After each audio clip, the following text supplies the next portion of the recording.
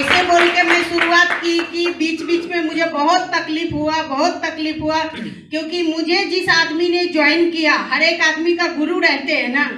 मेरे जो गुरु थे वो 1 2 नहीं 13 गुरु थे, और 13 के 13 भगौड़े निकले। 13 के 13 भगौड़े अपलाइन निकले, दूसरे जगह पे चले गए। मुझे संभालने वाला कोई नहीं था। एक आदमी था, वो बहुत मोटिवेशन देता था, मैडम आपको मैं ये करूँगा, आपको मैं वो करूँगा, ऐसे लेके जाऊँगा, वैसे लेके जाऊँगा। टाइम आने के बाद मैं जैसे उसका ओवरटेक किया, वो भी छोड़ दिया मुझे, क्योंकि मेरे में क्या जोश है। एक तो मैं कोई काम करती नहीं, लेकिन जो काम मैं पकड़ लिया उसको जब तक ऊपर तक नहीं पहुंचाती तब तक मैं छोड़ती नहीं। मेरे में ये जिद है। तो मैंने स्टार्ट किया और स्टार्ट करते गया। एक दिन मैंने आइडे सर कौन है सिर्फ मैं बुक में देखती थी, उनका वीडियो सुनते थे। मैं कभी सामने मिली नहीं। मैं यहाँ से मैसेज भेजवाया बच्चों से टाइप करा के, जो मैं गोवा के आपके टीम में आचार्य मैडम हूँ और मुझे आपका सपोर्ट चाहिए। आइडे सर ने बोले जो चलते हैं मैं उसी को सपोर्ट देता हूँ। यस मैडम, आज से आपका कोई अपलाइन नहीं है, आज से मैं आपका अपलाइन हूँ। और मैं बहुत लकी थी जब मेरा सारे भगौड़े चले गए, क्योंकि वो अगर रहते थे तो आइडे सर कभी नहीं मुझे मिलते थे। अभी मुझे जो भी सपोर्ट जहाँ भी लगते हैं उनका एक फोन से मेरा पूरा सपोर्टिंग हो जाता है, और यहाँ पे मुझे कोई अपलाइन की जरूरत नहीं है। मुझे सपोर्टिंग फोन पे मिला तो बस है। मैं अकेली इतनी ताकतवर मेरे अपलाइन ने बना दिया है, जिस एरिया में जाती हूँ उस एरिया को फाड़ डालती हूँ। ऐसे हमारे महागुरु आइडे सर को मैं सर नहीं बोलती हूँ, मैं उनको एक माँ की दर्जा दी हूँ। बहुत सारे गलती मेरे से होती थी और उस वक्त मैं फोन पे रोती थी, कितने 2-2 घंटे फोन पे रोती थी, और वो सुन लेते थे। मैं जो भी गुस्सा में बोलती थी सब सुन लेते थे, एक बार भी मुझे पलट के जवाब नहीं देते थे। और 2 घंटे सुनने के बाद सुबह में मुझे बोलते हैं मैडम गुड मॉर्निंग, गुस्सा शांत हो गया क्या? क्योंकि ऐसे में कोई लीडर रहता, कोई अपलाइन रहता तो सुनता नहीं, इसीलिए मैं उनको माँ का दर्जा देती हूँ। जो वो नहीं होते तो मैं आगे नहीं जाती हूँ। तो ऐसा करके मैं बिजनेस को स्टार्ट किया। 500 रुपये का चेक आने के लिए मुझे बहुत कठिनाई हुआ। एक 6 मंथ गुजर गए, मुझे 500 रुपये का पेमेंट नहीं हुआ है। तो जहाँ से मैं आती थी, कहीं से भी मैं प्लान देके जब घर में आते तो सबसे ज़्यादा प्रॉब्लम कहाँ पे होती है? घर में। मेरे मिस्टर उठ के खड़ा होते थे और 1.5 लाख महीने का कमाते थे।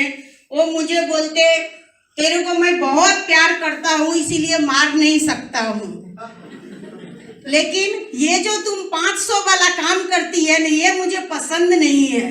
यहाँ पे 1.5 लाख लाके देता हूँ और तुझे 500 रुपये के लिए लोगों को पकड़ना पड़ता है। मैंने उनको बोला देखो आपके लाइफ में आपके नज़र से लोगों को पकड़ना लग रहा है, लेकिन मेरे नज़र से एक ही चीज़ लगता है, आप बैठ जाओ मैं बताती हूँ। मैंने पति को बिठाया और उनको आराम से बोला आपके पास कितने लोग काम करते हैं? तो बोले 45 लोग काम करते हैं। कितने साल से किया? तो 15 साल से। उनका घर हुआ क्या? नहीं हुआ। तो मैंने बोला 45 लोग ने काम किया और 45 लोगों का मेहनत से मेरा बंगलो बन गया, लेकिन 45 लोग जो है गोवन लोग हैं, आज भी भाड़े के रूम में रहते हैं। लेकिन ये बिजनेस ऐसा है, एक दिन ऐसा आएगा जो मैं 45 लोग ने 40,000 लोगों को घर तक पहुंचा सकती हूँ।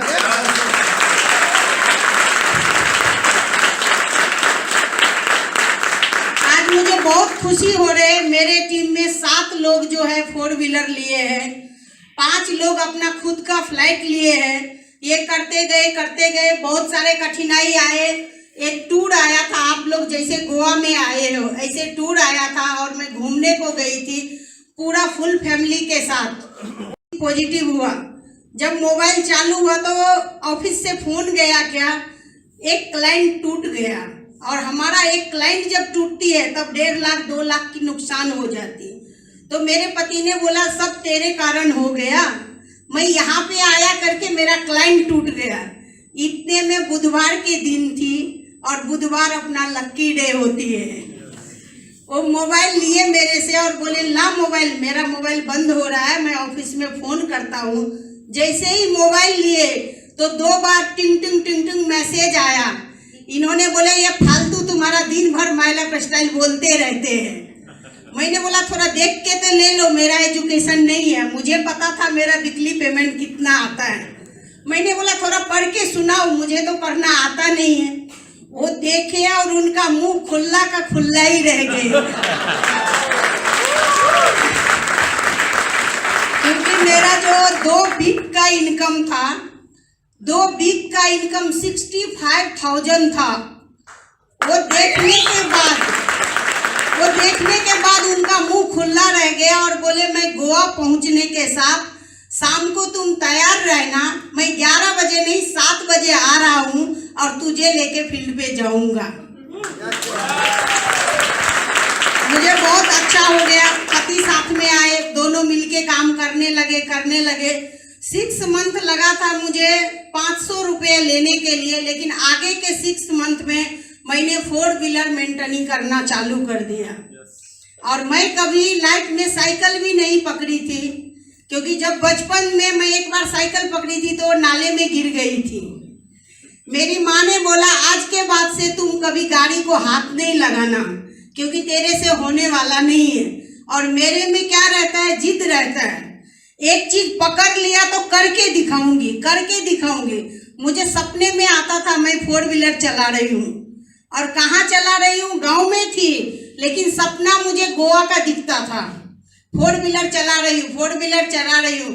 मैंने माय लाइफ स्टाइल के इनकम से, मेरा जो कार है बहुत बड़ा नहीं है, क्योंकि मेरा पति का इनकम और माय लाइफ स्टाइल में ऐसे लोग हैं जो वीकली 2,10,000 कमाते हैं, लेकिन मेरे एक हाउसवाइफ के इसमें और माय लाइफ के वजह से मैंने जो एक कार लिया, मैंने 6 मंथ, आगे के 6 मंथ में मैंने आल्टो कार लिया और खुद के परचेज किया कैश पेमेंट में, 1 रुपया लोन नहीं। ये मेरा फर्स्ट अचीवमेंट हो गया। ऐसा करके करते गया। क्या होती है थाईलैंड और क्या होती है मलेशिया मुझे कुछ मालूम नहीं, सिर्फ टीवी पे देखते थे। टारगेट आया था पिछले बार थाईलैंड का कंपनी का, और सर ने मुझे बोले मैडम मुझे रेंट के लिए आपसे 9 लाख का बिजनेस चाहिए, क्योंकि मेरे सीनियर को पता है जब वो बोलते हैं आपके लिए आपको इतना करना है तो मैं स्लो करती हूँ, लेकिन उनके मुंह से निकल गया मेरे लिए करना है तो मैं जान जी अर्पण कर देती हूँ। तो उन्होंने मुझे 9 लाख के बिजनेस मेरे लिए मांगे, मैडम मेरे लिए, मैं अभी एनटीसी बनूंगा, मेरे लिए 9 लाख का बिजनेस दे दो। मैंने जोर से काम करते गए 11 लाख का बिजनेस किया।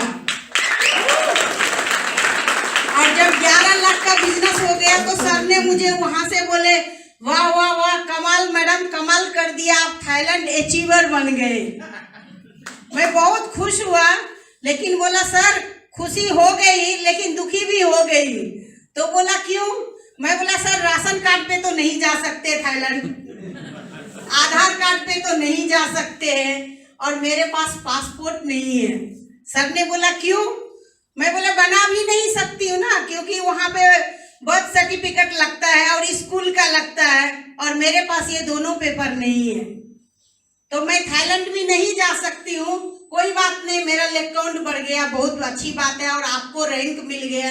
सर का मान सम्मान मुंबई में हुआ था प्रवीण चंदन जी के हाथ से, वहाँ पे मैं स्टेज पे गई, मुझे बहुत खुशी लगा। ये माय लाइफ एक ऐसी चीज है जो नीचे से ऊपर वाले को, एक दूसरे को अगर मिलके रहेंगे तो सभी का सपना पूरा हो जाएगा। उसके बाद मैंने पासपोर्ट जैसे तैसे पासपोर्ट बनाया और वहाँ पे थाईलैंड में गई। कुछ उल्टा सीधा करना पड़ा पासपोर्ट के लिए, क्योंकि बन नहीं सकता था। तो मैंने नकली सर्टिफिकेट बना लिया स्कूल का और पासपोर्ट बनाया। पासपोर्ट बनाने के बाद जब मैं वहां पे थाईलैंड में गई, कंपनी का टारगेट था वहां पे, तो खाने पीने का हम लोग सोच भी नहीं सकते, ऐसे इतने आइटम रहती थी। तो मेरे पति ने बोला जिस दिन रिटर्न था, क्या करूं मैं, आज फिश खाने का मन कर रहा है, देख के खा लूं क्या? मैंने बोला खा लो। नहीं, हम लोग जो फिश खाते हैं तो दिन देख के खाते हैं, तो दिन होना चाहिए, संडे होना चाहिए या बुधवार होना चाहिए। मैंने बोला याद नहीं है तो खा लो, बाद में देखा जाएगा क्या होता है। तो उन्होंने खा लिया और खाने के बाद मैंने बोला आप जो मुझे दिन पूछ रहे हो, आज तक कभी हनीमून के लिए लाए क्या इस जगह पे? उन्होंने बोले नहीं लाया ही नहीं, कहाँ से मेरे पास पैसा आएगा हनीमून के लिए तुझे थाईलैंड लाने का। तो बोले अरे इधर तो थाईलैंड ऐसी चीज है, रात कब होती है, दिन कब होती है, कौन सी तारीख है, कौन सी दिन है, कुछ पता नहीं चलता है। और जब आपस एयरपोर्ट पे आया तो पता चला आज के दिन मंडे है। तो ऐसी चीज है। अभी थाईलैंड का जो टारगेट है वो जी भर के थाईलैंड का टारगेट करना, क्योंकि ऐसी टारगेट दोबारा कभी मिलने वाला नहीं है। कंपनी को जो टारगेट होती है बहुत टफ होती है और वो सबको अचीवमेंट करना मुश्किल हो जाते। फिर भी मैं वो टाइम पे मैं खुद थाईलैंड अचीवर बना, पति पत्नी, और अपने 2 लोगों को बना के भी लेके गया। लेकिन इस बार मेरा टारगेट है, मेरा 25 लोग थाईलैंड अचीवर होना है। तो आप लोग यहाँ से एक टारगेट लेके जाना है, ज्यादा से ज्यादा थाईलैंड अचीवर बनाना है और सब लोग मिलके जाएंगे, जबरदस्त वहां पे एंजॉय करेंगे। जय हिंद, जय महिला।